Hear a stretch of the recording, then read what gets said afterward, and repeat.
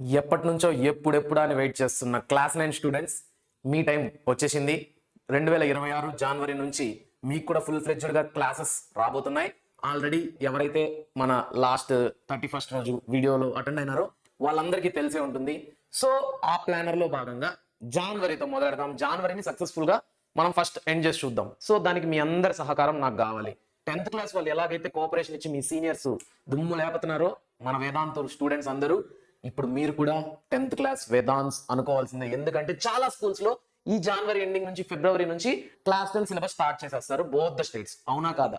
నిజమైతే comment section లో comment చేయండి. సో అందులో భాగంగా నేను మిమ్మల్ని 10th కి ట్రైన్ చేయాలి ఈ 2-3 months లో. ప్లస్ మీకు ప్రీ ఫైనల్స్ రాబోతున్నాయి. దానికి మీరు చాలా బాగా ప్రిపేర్ అవ్వాలి. ఎందుకంటే అది కూడా గవర్నమెంట్ పెట్టే పేపర్. సో దాని మీద కూడా ఫోకస్ చేయాలి. సో ఈ రెండుని బ్యాలెన్స్ చేయడానికి నేను ఈ రోజు ఈ జనవరి టైం టేబుల్ తో మీ ముందరకు వచ్చాను.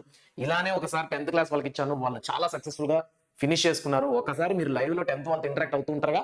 So once ask them, this is very serious and I'm telling very seriously also. So guys, ఇప్పుడు నేను ఏం చెప్దాం అనుకుంటున్నానంటే, ఇప్పుడు నేను ఇచ్చే టైం టేబుల్ ఈ ప్రీ ఫైనల్స్ కి ఈ జనవరి మొత్తం మీరు ప్లాన్ చేసుకున్నారనుకో, జనవరికి 9th క్లాస్ సిలబస్ మీరు ఎండ్ చేసుకుంటారు.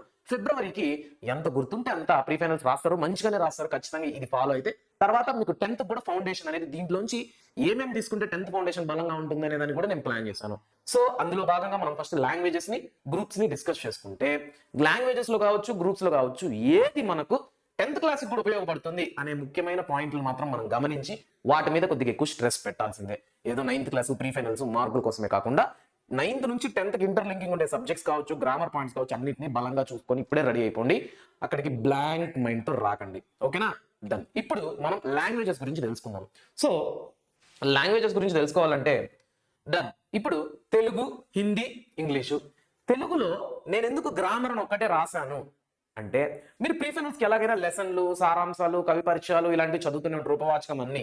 కానీ గ్రామర్ అనేది నేను ఎందుకు స్పెషల్ గా మెన్షన్ చేశానంటే, ఈ గ్రామర్ పాయింట్స్ ఖచ్చితంగా మీకు 10th క్లాస్ కి ఎంతో ఉపయోగపడతాయి. ఫౌండేషన్ అనుకోండి, ఇంకా సందులు, సమాసాలు, ఇవన్నీ విగ్రహ వాక్యాలు ఏంటి 10th లో రాగానే ఫస్ట్ టైం తెలుసుకుంటారా? లేదు కదా, 9th నుంచి వస్తుంది. సో మీరు ఎవరైతే 9th క్లాస్ స్టూడెంట్స్ దాని మీద మాత్రం ఫస్ట్ ఆఫ్ ఆల్ కొద్దిగా ఎక్కువ ఫోకస్ పెట్టండి. సో 10th క్లాస్ కి మీకు ఉపయోగపడుతుంది. 10th ఇంకెంతో దూరంలో లేదు, ఒక నెల. చాలా స్కూల్స్ ఇప్పుడు ఈ క్షణమే ఈ వీడియో చూసే వాళ్ళు నిజంగా మీ స్కూల్లో ఇప్పటికే స్టార్ట్ చేస్తుంటే కూడా కమెంట్ పెట్టండి. చాలా మంది తెలుసుకుంటారు, వామ్మో చాలా స్కూల్స్ లో అప్పుడే చాలా ప్రీపోన్ గా స్టార్ట్ చేసేస్తున్నారు ప్రిపరేషన్ అనేసి. ఓకేనా? డన్. తెలుగులో గ్రామర్ ని చాలా ఎక్కువగా ఫోకస్ చేయండి. కవి పరిచయాలు ఇవంతా మీరు ఈ ఎగ్జామ్ కి మాత్రమే పనికొస్తుంది. సో దాన్ని వదలమని నేను చెప్పట్లా. Anyhow you are going to read it. మీ టీచర్స్ ఇంపార్టెంట్ క్వశ్చన్స్ ఇస్తారు, మెటీరియల్స్ ఇస్తారు, అంతా ఇస్తారు. మనం కూడా జనవరి నుంచి ఫుల్ ఫ్లెడ్జ్డ్ గా 1 shot వీడియోస్ ఇలాంటి వాటితో మీ ముందరకు వస్తాను. డన్. బట్ గ్రామర్ మీద మాత్రం ఇంకొద్దిగా ఎక్కువ ఫోకస్ చేయండి. నేను నా సైడ్ నుంచి గ్రామర్ కి మీకు వీడియోస్ రావడానికి ట్రై చేస్తాను. అలానే హిందీలో ఈ ఎస్ఏస్ వల్ల మాకు ఏం లాభం సార్? ఈ ఎస్ఏ ఏమైనా పబ్లిక్ లో వస్తుందా? 10th క్లాస్ పబ్లిక్ కి లేదా 10th కి ఏమైనా ఉపయోగపడుతుందా అంటే నో. ఈ ఎస్ఏస్ మీకు ఎందుకు ఉపయోగపడుతుంది అంటే, చాలా మంది హిందీలో స్పెల్లింగ్ మిస్టేక్స్ అని నన్ను అడుగుతూ ఉంటారు. సో నువ్వు ఎప్పుడైతే ఎస్ఏ రైటింగ్ బాగా ప్రాక్టీస్ చేస్తావో, మీ టీచర్ ఎన్నిసార్లు అయితే నిన్ను తప్పులు కనిపెట్టి ముట్టికాయలు వేస్తాడో, నువ్వు 10th క్లాస్ కి పర్ఫెక్ట్ గా రెడీ అయిపోయినట్టు. నిజం ఇదే. కాబట్టి గైస్, చాలా మంది 10th క్లాస్ వాళ్ళు మీరు కమెంట్ సెక్షన్స్ లో చూడండి, Hindi spelling mistakes, Telugu spelling mistakes ఏం చేయాలి అని. సో 9th క్లాస్ స్టూడెంట్స్ మీరు 10th కి వచ్చినాక అది ఫేస్ చేయకూడదు అంటే, హిందీలో గ్రామర్ అనేది ఎక్కువేం ఉండదు నాకు తెలిసినంత వరకు. హిందీలో 10th క్లాస్ గ్రామర్ కూడా ఈజీనే, ఎందుకంటే మోస్ట్ ప్రిడిక్టెడ్ ఉంటాయి, అవి చూసుకోవచ్చు. కానీ ఎస్ఏస్ మీరు బాగా ప్రాక్టీస్ చేస్తే హిందీని బాగా గుర్తుపెట్టుకునే టాలెంట్ వస్తుంది మీకు. సో క్వశ్చన్స్ కావచ్చు, ఆన్సర్స్ కావచ్చు మంచిగా గుర్తుపెట్టుకుంటారు. ఇంకోటి స్పెల్లింగ్ మిస్టేక్స్ కూడా రెక్టిఫై చేసుకోవడానికి ఎస్ఏ రైటింగ్ అనేది చాలా హెల్ప్ఫుల్ అవుతుంది. అలా ఇంగ్లీష్కి వచ్చామంటే, ఇంగ్లీష్లో vocabulary, letter writing, grammar. Letter writing ఎందుకు స్పెషల్గా నేను ఇంగ్లీష్లో చెప్తున్నాను, తెలుగులో కూడా లేక మిత్రునికి లేక కావచ్చు, టీచర్కి లేక కావచ్చు, ఇలాంటి ఉంటాయి కదా అంటే ఎస్ ఆబ్వియస్లీ. కానీ తెలుగులో లేక చాలా మందికి సింపుల్ అనిపిస్తుంది. కానీ ఇంగ్లీష్ లెటర్ రైటింగ్ ఫార్మాట్ అనేది మిస్ అవుతున్నారు. So guys, have a look on English letter writing also, because class 10 English public exam లో లెటర్ రైటింగ్ అనేది మస్ట్ అండ్ షుడ్. అది ఇంకా ఫిక్స్. లెటర్ రైటింగ్ వస్తుంది అని మాత్రం అందరికీ తెలుసు. కానీ ఏంటి, టీచర్కి లెటరా, లేకపోతే పబ్లిక్ అథారిటీకి లెటరా, లేకపోతే ఫ్రెండ్కి లెటరా, ఇలా చాలా ఫార్మాట్స్ ఉంటాయి. అవి చూసుకోండి. నా సైడ్ నుంచి చెప్పడానికి ట్రై చేస్తాను, మన ఛానల్ నుంచి మీకు వీడియోలు వస్తాయి. అలానే గ్రామర్ మీద కూడా యాక్టివ్ వాయిస్, ప్యాసివ్ వాయిస్ కావచ్చు, డైరెక్ట్ స్పీచ్, ఇండైరెక్ట్ స్పీచ్ కావచ్చు, ఇలా చాలా ఉన్నాయి కదా. వాటన్నిటిని కూడా ఒక లుక్ వేయండి. ఇవి మీరు 9th క్లాస్ వాళ్ళు ప్రీ ఫైనల్స్ రెడీ అవుతున్నారు కదా, దాంట్లో వీటి మీద ఒక గంట ఎక్స్ట్రా ఎఫర్ట్స్ పెట్టి కొద్దిగా స్ట్రాంగ్ ఉండాలని నేను చెప్తున్నాను. నెక్స్ట్, ఇది అసలైన కథ మొదలైంది. Maths, physics, biology, social. 10th క్లాస్కి మీరు ఏం తీసుకోరు సిలబస్ ప్రకారం. మీకు కూడా చాలా హెవీనే 10th క్లాస్ వాళ్ళకి ఎంత ఉంటే మీకు అంత ఉంది. మ్యాథ్స్లో సెమిస్టర్ 1 సెమిస్టర్ 2 ఉంది, ఫిజిక్స్లో సెమిస్టర్ 1 సెమిస్టర్ 2 ఉంది. నెక్స్ట్ కొన్ని సోషల్లో అయితే 4 టెక్స్ట్ బుక్లు ఉన్నాయి. మిమ్మల్ని ఎందుకు 9th క్లాస్ వాళ్ళకి మీకు అలా ఇచ్చారంటే 10th వచ్చేసరికి మీరు ఒక్కసారిగా ఆ బుక్లన్నీ చూసి దడుచుకోకుండా రెడీ చేయడానికి మిమ్మల్ని, ఓకేనా. సో అండ్ ఇంకోటి, ఇప్పుడు మ్యాథ్స్ తీసుకున్నట్టయితే ఈ ప్రీ పబ్లిక్ కి మీరు ఈ నెలలో ప్రిపేర్ అవ్వాలి. ఎందుకంటే నెక్స్ట్ మంత్ నుంచి 10th స్టార్ట్ అవుతుంది. మీకు స్కూల్స్ లో ఆల్మోస్ట్ స్టార్ట్ అవుతుంది. నేను కూడా ఇక్కడ స్టార్ట్ చేసేసాను ఓరియంటేషన్ క్లాసెస్ అన్నట్టు. అంటే లెసన్లు చెప్పాను, 10th క్లాస్ లెసన్లు చెప్పను మీకు నేను. బేసిక్స్ లైక్ ఏ సబ్జెక్ట్ ఎలాంటి బేసిక్స్ ఉండాలి, ఏ గ్రామర్ పాయింట్లు మనకు ఉండాలి, ఇవన్నీ చెప్తాను అనమాట. ఖచ్చితంగా చాలా ఇంట్రెస్టింగ్ ఉంటుంది. సరే, దాని పక్కన పెడితే ఇప్పుడు ఇన్ని లెసన్లు మేము ఎలా ఫినిష్ చేయాలి అనే దానికి ప్లానర్. 1 డేలో in a day you have to finish 2 chapters in maths.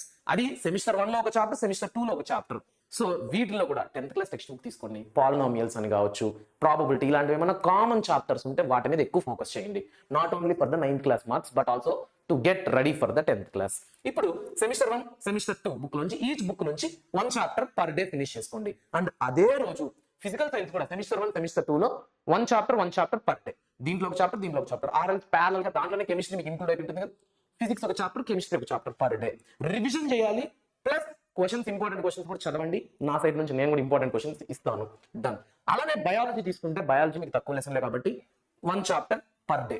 Next క్లారిటీగా చెప్తున్నా, సోషల్ అందరికి చాలా హార్డ్, ఎందుకంటే 4 టెక్స్ట్ బుక్స్ కాబట్టి 2 సెట్స్ గా డివైడ్ చేసుకోండి. History, economics. ఎందుకు హిస్టరీ ఎకనామిక్స్ పెట్టినారు? హిస్టరీ జియోగ్రఫీ పెట్టచ్చు కదా. అంటే హిస్టరీ చాలా పాస్ట్ ఉంటుంది, మొత్తం పాస్ట్ గురించి తెలుసుకుంటాం.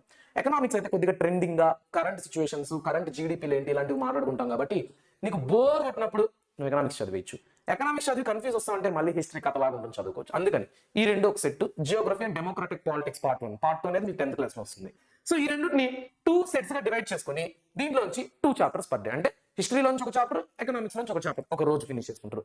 రెండో రోజు జియోగ్రఫీ, డెమోక్రటిక్ పాలిటిక్స్, అలా ఆల్టర్నేటివ్ గా ఈ 2 సెట్స్ ని ఫినిష్ చేసుకుంటూ వస్తాం. గ్రూప్స్ వరకు చెప్తున్నా, చాలా చాలా సీరియస్ గా చెప్తున్నా, తప్పులు చేయండి. తప్పులు చేస్తేనే ఆ తప్పుల నుంచి మీరు కరెక్ట్ అనేది తెలుసుకుంటారు. తెలుసుకొని 10th క్లాస్ లోకి ధైర్యంగా బలంగా అడుగు పెట్టచ్చు.